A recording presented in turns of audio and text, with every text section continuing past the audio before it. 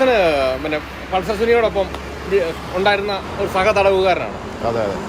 എങ്ങനെയാ പൾസർ സുനിയെ കുറിച്ച് എങ്ങനെയാ വിലയിരുത്തുന്നത്? പൾസർ സുനി സാധാരണ ഒരു കുടുംബത്തിൽ ജനിച്ചു വളർന്ന ഒരാളായിട്ടാണ് എനിക്ക് ഫീൽ ചെയ്തത്.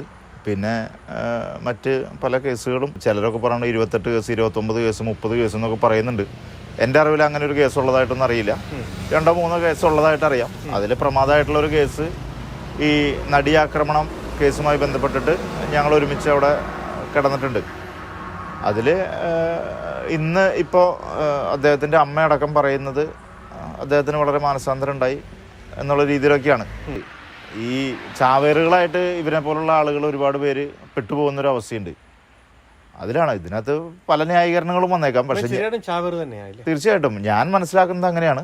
പക്ഷെ പല ആളുകളും അതിനെ പല രീതിയിൽ വിമർശിക്കാം. അല്ലെങ്കിൽ ഞാൻ ഈ പറയുന്ന ബൈറ്റിന് പോലും പല രീതിയിൽ വിമർശിക്കാം. പക്ഷെ ഞാൻ അന്നും ഇന്നും എന്നും ഒരേ നിലപാട് തന്നെയാണ്. ആ നിലപാടിൽ തന്നെയാണ് ഞാൻ നിൽക്കുള്ളൂ. അതിപ്പോൾ അവസരത്തിനൊത്ത് മാറുന്ന സാഹചര്യമൊന്നും എനിക്കില്ല. കഴിഞ്ഞ ദിവസം എന്നെ വിളിച്ചപ്പോൾ, കഴിഞ്ഞ ദിവസമല്ല ഇതിന് മുമ്പ് വിളിച്ചപ്പോൾ എൻ്റെ 5 വർഷമാണ് പോയത് എന്നാണ് പറഞ്ഞത്. ഞാനിപ്പോഴും നിങ്ങളോട് പറയുമ്പോൾ അവരെ ഈ പറഞ്ഞ സമൂഹം മുഴുവൻ കുപ്രസിദ്ധി ആർജിക്കുന്ന അല്ലെങ്കിൽ ആ രീതിയിൽ സംസാരിക്കുന്ന സുനിയെക്കുറിച്ചാണ് ഞാൻ വാചാലനാവുന്നത്. സ്വാഭാവികമായിട്ടും ആളുകൾ വിചാരിക്കുക എന്താ വെച്ച് കഴിഞ്ഞാൽ അവനെക്കുറിച്ച് വാഴ്ത്തിപ്പാടാൻ ആളുണ്ട് എന്നുള്ള രീതിയിലാണ്. എനിക്ക് മറ്റാരോടും കമ്മിറ്റ്മെൻ്റ് ഒന്നുമില്ല. കാരണം ഞങ്ങൾ കുറച്ച് ദിവസം ഞങ്ങൾ ഒരുമിച്ച് കഴിഞ്ഞിട്ടുണ്ടെങ്കിൽ ആ ഒരു വ്യക്തിനെ കുറിച്ച് മാത്രമേ എനിക്കറിയുള്ളൂ. ഞാൻ ഈ പറയുന്ന ആക്രമിക്കപ്പെട്ട നടീനെ എനിക്കറിയില്ല. ഈ പറഞ്ഞ എട്ടാം പ്രതിയാക്കപ്പെട്ട ദിലീപ് എന്ന് പറയുന്ന ആളെക്കുറിച്ച് എനിക്ക് പേഴ്സണലായിട്ട് അറിയില്ല. സെല്ലിലേക്ക് വരും, പോവും.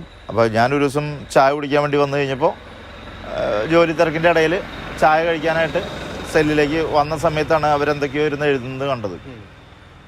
അതിനകത്ത് പകൽ പോലെ വ്യക്തമാണ്. അതിനകത്ത് കോടതിക്ക് അറിയാം, പോലീസിനറിയാം, CCTV ദൃശ്യങ്ങളുണ്ട്. അതിനകത്ത് വേറെ അഭ്യൂഹങ്ങളൊന്നുമില്ല. അത് അവിടെ എഴുതി എന്നുള്ളത് സത്യം. ഇതിനകത്തുള്ള വേർഡിങ്സ് വിപിൻലാലിന്റെ ആണോ അതോ പൾസർ സുനിയുടെ ആണോ? പൾസർ സുനി പറഞ്ഞു കൊടുത്തിട്ട് വിപിൻലാൽ എഴുതിയതാണ്. പൾസർ സുനി പറയുന്നത് അതേപോലെ എഴുതുന്നതാണ്, അല്ലാതെ കയ്യിൽ നിന്നിട്ട് ആരെങ്കിലും കൊടുക്കാൻ വേണ്ടി വിപിൻലാൽ ശ്രമിച്ചതാണോ? വിപിൻലാലിൽ അങ്ങനെ ശ്രമിക്കേണ്ട കാര്യമില്ല. അവൻ എനിക്ക് തോന്നണില്ല. അങ്ങനെയാണ് ഇപ്പം പറയുന്നത്. വിപിൻലാൽ എന്ന് പറയുന്നത് അഡ്വക്കേറ്റ് ആണ്. അദ്ദേഹം അങ്ങനെ ഇവർക്ക് വേണ്ടി ഇങ്ങനെ എഴുതി കൊടുക്കണം. ഓൾറെഡി ഫുൾ ആയിട്ട് അഡ്വക്കേറ്റ് എന്നല്ല, അഡ്വക്കേറ്റിന് എന്തോ നിയമപഠനം നടത്തിയിട്ടുള്ള ഒരു വ്യക്തി. അത്രേ ഉള്ളൂ.